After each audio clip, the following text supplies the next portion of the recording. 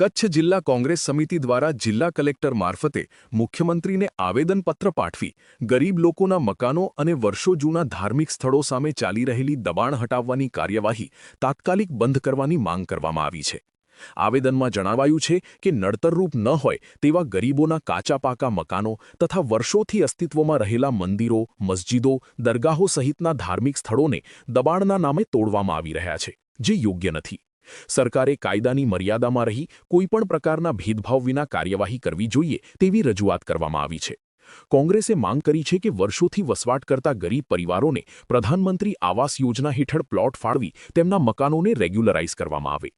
ગામતળ વિસ્તારમાં વર્ષો જૂના મકાનોનું સર્વેક્ષણ કરી માલિકોને અધિકૃત દસ્તાવેજો આપવામાં આવે તેમજ વર્ષોથી અસ્તિત્વમાં રહેલા ધાર્મિક સ્થળોને દબાણ ગણી દૂર ન કરવામાં આવે। આવેદનમાં સરકારી અને ગૌચર જમીન પર થયેલા મોટા પાયાના દબાણો સામે પણ નિષ્પક્ષ કાર્યવાહી કરવાની માંગ કરવામાં આવી છે। કોંગ્રેસના જણાવ્યા મુજબ પ્રભાવશાળી લોકોના દબાણો દૂર કરી તે જમીનનો ઉપયોગ ગરીબોના પુનર્વસન માટે કરવો જોઈએ। આ રજૂઆત કચ્છ જિલ્લા કોંગ્રેસ સમિતિના પ્રમુખ વી.કે. હુંબલના નેતૃત્વમાં કરવામાં આવી હોવાનું જણાવાયું છે। અમે આવેદનપત્ર કચ્છ કલેક્ટરશ્રીને આપ્યું છે, જેમાં બે મુદ્દા હતા।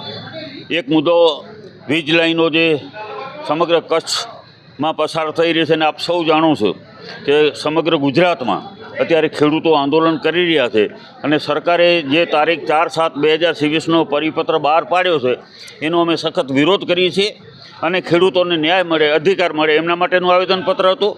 બીજું આવેદનપત્ર આપણા કચ્છ જિલ્લામાં છેલ્લા ઘણા સમયથી બિનકાયદેસર રીતે કોઈપણ કાયદાકીય પ્રક્રિયા કર્યા વગર જુદા જુદા વિસ્તારમાં જઈ ગરીબ લોકોના જે ગામતળમાં આવેલા છે એવા મકાનો પર આ વહીવટીતંત્ર કોઈપણ કાયદાની પ્રક્રિયા કર્યા વગર એ તોડવામાં આવી રહેલ છે। ધાર્મિક સ્થાનો એમાં મંદિરો હોય, મસ્જિદ હોય કે દરગાહ હોય, તમામને આ ક્યાંક ને ક્યાંક કોઈ ગ્રામજનોને કે સરપંચને કે આગેવાનને સાંભળ્યા વગર એક તરફી રીતે તોડવામાં આવી રહેલ છે, એના માટેનું આવેદનપત્ર હતું। તો આ બધા મુદ્દા લઈને જે અમે આવ્યા છીએ 4/7/2023નો ખેડૂતના પરિપત્રનો અમે વિરોધ કરીએ છીએ। અહીંયા એ પરિપત્રની હોરી પણ કરવાના છે। અને બીજી વાત, અમારો મુખ્ય મુદ્દો હતો કે અત્યારે કચ્છ જિલ્લામાં જુદા જુદા વિસ્તારોમાં જે ગરીબ લોકોના મકાનો તોડે છે અને ગામતળમાં જઈને પણ ધાર્મિક સ્થાનો જે વર્ષો જૂના, કોઈ 500 વર્ષ, 1000 વર્ષના પણ ધાર્મિક સ્થાનો હશે એવા પર આ લોકો તોડી નાખે છે, દરગાહ હોય, મંદિરો હોય કે મસ્જિદો હોય। તો અમારી માંગણી એ છે કે વર્ષો જૂના જે જે ધાર્મિક સ્થાનો છે અને એ ધાર્મિક સ્થાનોને ક્યાંય ને ક્યાંય નુકસાન કરવામાં ના આવે, ગ્રામજનોને આગેવાનોને સાંભળવામાં આવે।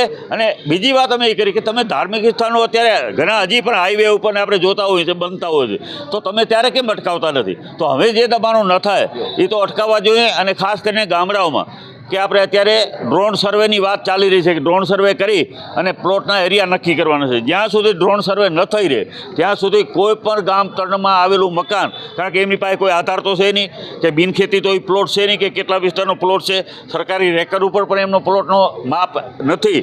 તો અમારી માંગણી એ છે કે જ્યાં સુધી ડ્રોન સર્વે ન થઈ રહે ત્યાં સુધી પણ ગામતળની અંદર કોઈ મકાનો તોડવા જોઈએ નહીં। તો બસ આ મુદ્દાઓ ઉપર લઈ અને ખેડૂતોને અધિકાર અપાવવા માટે, ખેડૂતોને ન્યાય અપાવવા માટે આજ કોંગ્રેસ અને ખેડૂતો સાથે મળી અને અમે જે અમારે રજૂઆત કરવાની હતી કલેક્ટરશ્રીને કીધું છે કે અમારો અવાજ સરકાર સુધી પહોંચાડો। બસ આ વાત લઈને અમે આવ્યા હતા। આપ સૌનો આભાર।